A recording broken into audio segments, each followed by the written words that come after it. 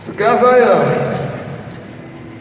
I grew up in a small town in northeast Arkansas, and I have an amazing family back home that, man, at an early age, they taught me what it was to put my faith and my trust in Jesus Christ, and what it was to just believe that there was somebody out there that could take away all my sins and love me no matter what. Amen.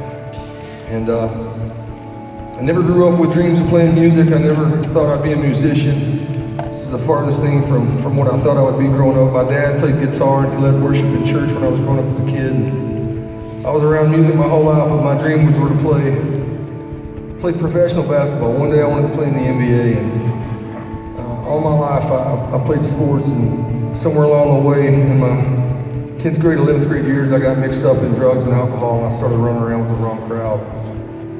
By my senior year in high school, I lost a Division I scholarship to play basketball. And at 17 years old, that was hard to swallow. I didn't have anybody but myself to blame. I had a family that had always supported me and always told me I could be anything I wanted to be. And even through that moment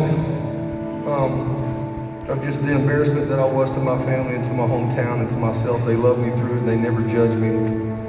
So I worked for my dad for a year in a construction company that he owned, and while I was working for him, I met a guy who got me a tryout at a junior college in northwest Arkansas, and I drove up there for a weekend with my dad and tried out for the basketball team. I made the team and got a full scholarship, and I moved 3 hours away from home, and the day before my first game started, I broke my ankle and tore 5 ligaments in my leg. Ended my basketball career. First year in college, I set out and I taught myself how to play my roommate's guitar, and I remember I just fell in love with the idea of telling stories and seasons and places that you were in your life, and still had no idea where it was going to lead me. All I knew at the moment was I wanted to be a rock star and I wanted to play music, and unfortunately that led me down a pretty dark path for 15 years of my life. Just drug abuse and alcohol abuse.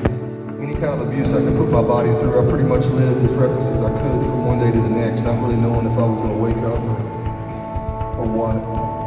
Well, I met my wife when I was almost 30 years old. She had 2 small kids when we met. I'd been touring in a rock band for a few years.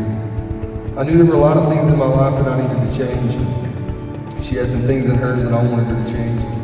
We both started butting heads, and the first 4 years of our marriage, it was a nightmare. I could just remember constantly thinking about divorce and not knowing if we were going to make it. And by this time, we had brought a little boy into the world, and we were on our second child together. In 2012, I was leaving to go to Europe on a month-long trip. I was going to go over there and play with this band I'd been in for about 6 years. I remember my wife, she said, "You know, I don't think I can continue to support your lifestyle. I don't think I can do this anymore." I just remember having this come to Jesus moment where I was like, "God, I know you're real.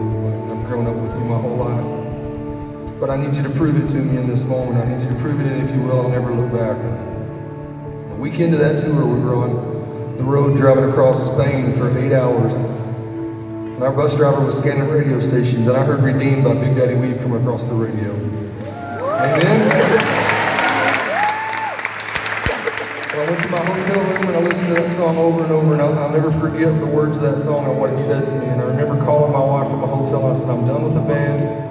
Quitting, I'm coming home, and we're going to start going to church." And I only say that to just tell you, if you're here tonight, maybe somebody brought you to this concert, you don't know who we are, you never heard of this Jesus I'm talking about, and he can change your life. And the thing is he doesn't need Zach Williams standing on stage telling you about it. What he needs is your heart, and that's the only thing he wants from you, and it's that simple. I think we've made it difficult when he's already made it easy. You see, if it had just been for any one of you out there, or myself, he would have sent his son to that cross to die for our sins. So this next song is just a picture of grace of what God's done in my life. This idea that, and he's prepared a table for each and every one of us. He's put a chair with your name on it. It's an invitation to have fellowship, for you to bring all your troubles, all your worries. And if you just allow him to, he can take your mess and turn it into a message. Well, there's a chair